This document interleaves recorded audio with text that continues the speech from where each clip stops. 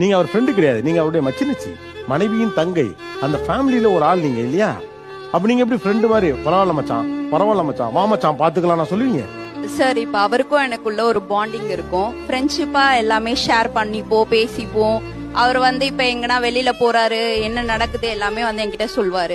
என்னடி மாமா வந்தாரு உன்கிட்ட மட்டும் பேசிட்டே இருக்காரு, என்ன பேசுனீங்க சொல்லுங்க அப்படின்வாங்க. அதாவது அவரு உங்களோட ஷேர் பண்றத அவங்க கேட்க கூடாது, கேட்க கூடாது. அது அவளுக்கு தெரியக்கூடாதுன்றதுனால தான் என்கிட்ட பர்சனலா சொல்றாரு.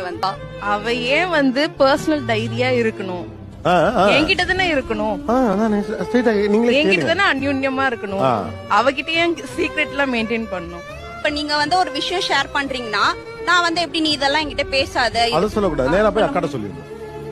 அப்படி சொன்னா எங்க 2 பேருக்குள்ள இருக்க பாண்டிங்கே போயிடும், அந்த பாண்டிங் காலி ஆகட்டும், ஒன்னும் பிரச்சனை கிடையாது.